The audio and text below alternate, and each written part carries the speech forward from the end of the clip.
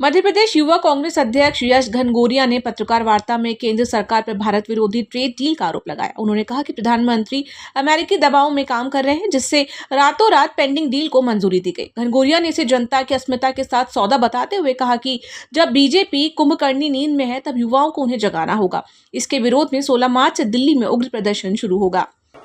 जो जैसा कि आप सबको विविध है कि जो यूएस ट्रेड डील जो पिछले 4 महीनों से लंबित पड़ी हुई थी, जब से प्रधानमंत्री नरेंद्र मोदी जी का नाम एप्स्टीन फाइल में आया है और जो उनका दोहरा चरित्र जो सामने आया है, उसके बाद से जो एक अमेरिका के दबाव में नरेंद्र मोदी जी ने भारत की जनता की अस्मिता का सौदा अमेरिका के साथ में किया, मैं समझता हूँ ये एक बहुत बड़ा जनता के साथ धोखा है, क्योंकि इससे जो हमारे जितने भी छोटे व्यापार हैं वो सब खत्म होंगे, हमारे किसान भाइयों को वो नुकसान होगा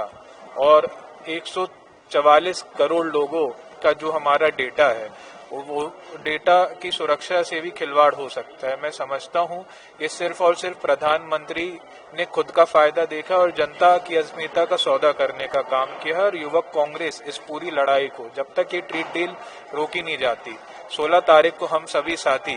दिल्ली में संसद का घेराव कर रहे हैं और उसके बाद हम सभी साथी पूरे भारत युवा कांग्रेस हर प्रदेश में हर जिले में इस लड़ाई को लड़ने का काम करेगी जब तक ये ट्रेड डील रोकी नहीं जाती। ये भाजपा के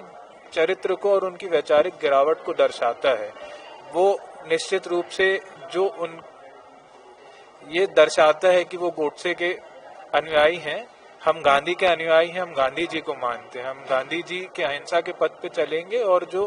उनका चरित्र है वो उनके हाथ में है। ये सारी चीजें सब कुछ जनता के सामने है और जनता समय आने पे इस चीज का जवाब देगी। एमएस टीवी के लिए स्वाति ओगले की रिपोर्ट।